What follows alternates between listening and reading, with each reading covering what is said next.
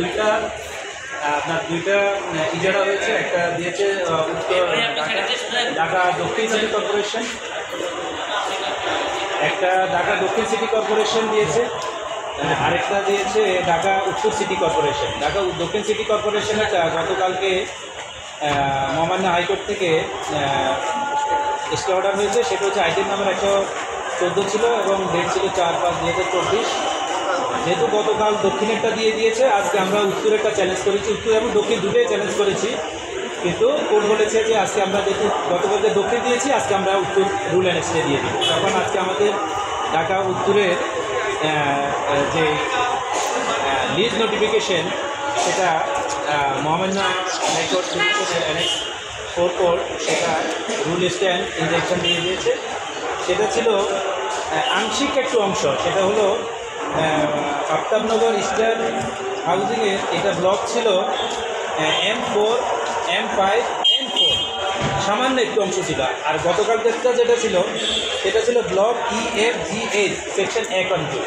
এই দুটো গতকালকে হয়ে গেছে, আর আজকে শুধু এই ছোটোটাই, যে দুটো অংশ, তিনটা যে পার্ট ছিল সেই তিনটা পার্ট, যে পার্শিয়াল অংশ যেটা সেটা আজকে দিয়ে একটা বিষয়। যদি এই অংশটা আপনারা স্থগিতাদেশ না আনতে পারতেন, তাহলে এইটুকুর জন্য কি আলাদা হাট বসতে পারত? জি, আলাদা হাট বসতে পারত, জি, এটার জন্য আলাদা হাট বসতে পারত।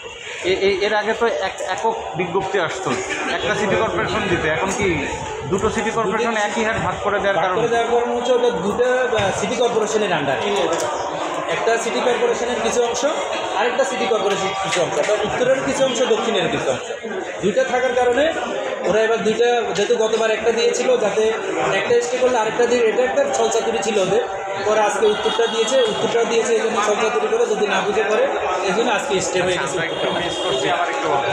একটু ছোট করে বলে দেন যে গতকালকে এটা ছিল, আজকে এটা দিচ্ছে, তারপর আর বসতে পারছি না, একদম সংক্ষিপ্ত করে বলে দেন। এবার আপনার মনে করবেন এটাই মানে গতকালকে একটু ছিল, আজকে উত্তরটা আবার একটু বলেন, এটা একটু বলে দেন। গতকালকে ছিল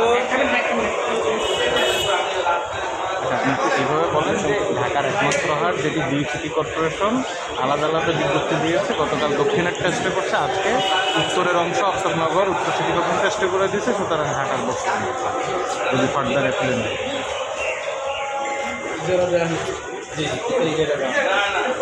এইটা কত টাকার ছিল টেন্ডার ছিল? এটা টেন্ডার ছিল 1,77,000।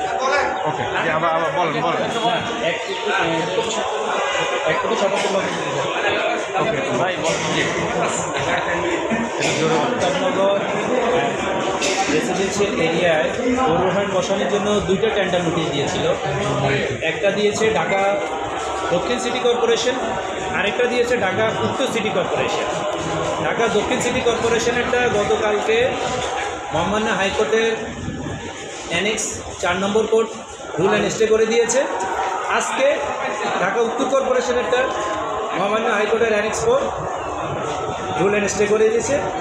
সুতরাং আফতাবনগরে আর কোনো গরুহাট বসছে না।